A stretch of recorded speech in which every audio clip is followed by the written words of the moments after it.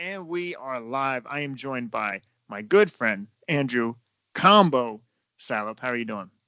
Doing well, man. How you feeling today, Max? I'm doing great. I'm doing phenomenal. It's another day. All-star reserves got announced. Well, we already knew about the starters, but the reserves got announced. So now everyone can kind of react and see who deserved it, who didn't deserve it. And I'm like, it's the absolute perfect timing to text you last minute and see if you wanted to chop it up. So, and you did. Max, whenever you need me on the show, I'm here, man. It's always great talking basketball with Max Van Auken. How are you, though? How are you? How's the weather in New York? Cold? Cold, man. Yeah, it's cold here. I might have traveled a little bit, so wherever I was at was probably warmer. I said on my last podcast with Pierre, we had a conversation about this. And I said, Combo's officially big time when you post a picture of you at dinner in Miami. That's big time. So you're trying to say I wasn't big time before that one dinner? That's kind of crazy, Max. You already were big time, but this is like, that's something Drake would do. It's you at a dinner table, like, hey, I recommend you get this meal. It's like, all right, yeah, you made it, man. You made it. So that's my guy. Shouts to P. So you guys were talking about that on the pod or on IG Live, or was that a combination? Was that IG Live and pod together? No, this was podcast. This was a topic that made the podcast. It was one of the things I wrote. I gotta tune in. I didn't tune yet. I was planning to. It's always great hearing you guys talk basketball, man. Yeah. We talk about you we mentioned you throughout the whole podcast, but definitely towards the end is when we brought up the whole you just having a dinner. And I'm like, that's dope, man. Yeah, it was good, man. It was good. The crab lo mein was phenomenal. I went to Komodo in Miami, man. It was good stuff. Probably one of the best fried chickens I've ever had either was in that same spot. Yeah, I would recommend it to anybody going to Miami. Better than Cookout? Come on, bro. Don't do that. Don't. That's not even. That's. we talked about that. I was like, yo, that is hilarious, bro. That is not a good comparison. Just to be totally transparent. Oh, of course. I talked about. I'm like, yeah. When I first met Combo because we talked about all of us need to get together sometime. And I was like, wait, Pierre's 6'4", and he's like, you're 6'2". So I was like, wait, and I'm like, who's really tall is Combo. When I met him for the first time in Atlanta, I was like, Combo's taller than I knew you were tall, but you're a big person. So then I was like, yeah. Then we walked through the drive-through at Cookout. It's a story that we'll tell someday down the line. Yeah, our guy Zach was with us. Shout to Zach, man. Yeah, man, that was a funny time. That was really a funny time. But all right, so I want to get into this with you. So talk about Atlanta. The All-Star game is in Atlanta. Before we even get into the format, who got picked, a lot of players were not happy about the All-Star game. Before, I felt like this was an escape. It almost felt like a vacation for players. You kind of get to relax. It's the halfway marker. Then you transition to the later half of the season where things get really serious and buttoned up. But this was kind of everyone to get together, have fun. Celebrities come out. Obviously, COVID happens. The pandemic happens. Everything's different.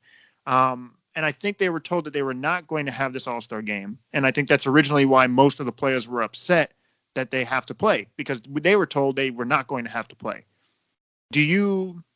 How do you feel about that decision? Like, do you understand the players' frustration? Why do you think did the NBA do it for financial reasons? What is your whole point of view on that? Well, the NBA did it for financial reasons, but I like it because I want to see Zach LaVine and Julius Randle and Jaylen Brown and everybody who never got to play in this game before get to, show their skills on this platform. I think a lot of these guys worked hard to get here, and now they're going to get the chance to play.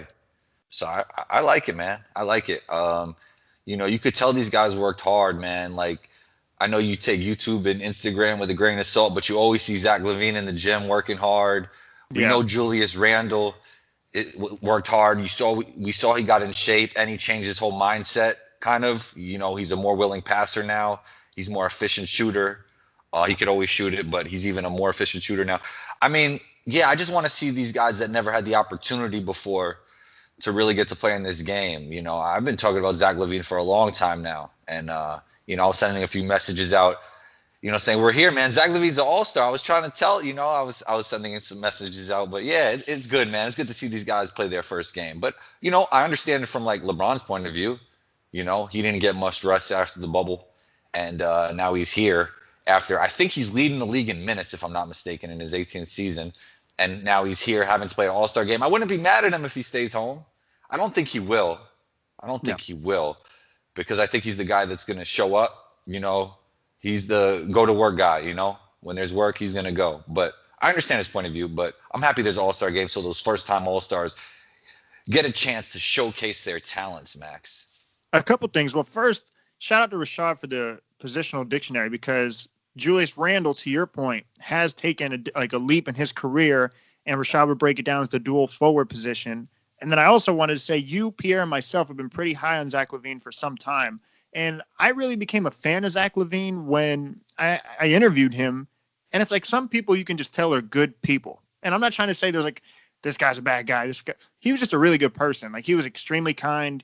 You could just tell his presence in the locker room. He was a good dude.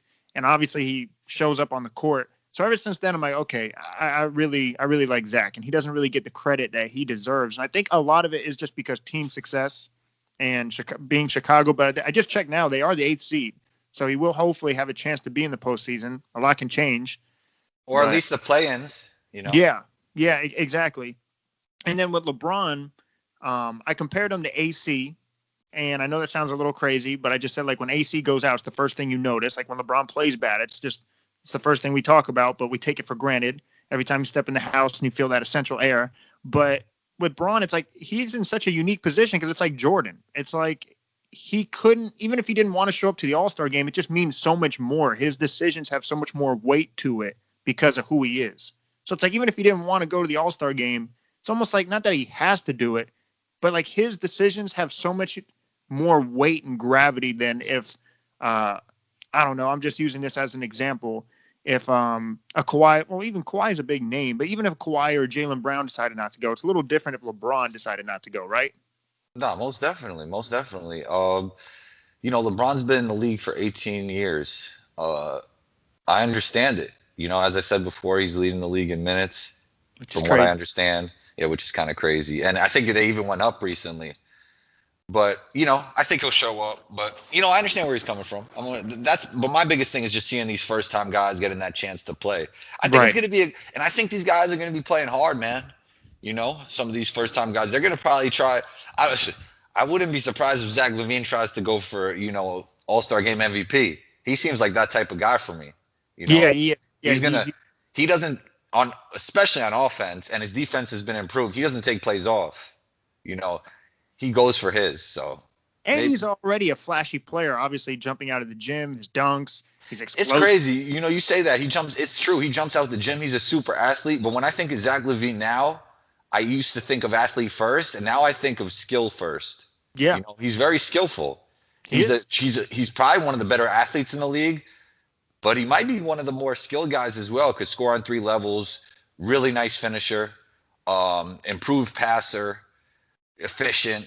He's really skilled. Like, man, he's tough. He's just tough. You remember in the Rising Star, I forget how many years ago it was, the Rising Stars Challenge, where they picked like the best young players, and usually it's like World versus USA. And he was in it. And I remember when he was in it, they talked about, man, the sky is the limit for this kid because he's so athletic. And if he gets that skill, it's just game over. And it's like, to your point, now he has both. And that's why he's an all-star and he's competing in the all-star game. Do you like the format of having, I think they're having the contest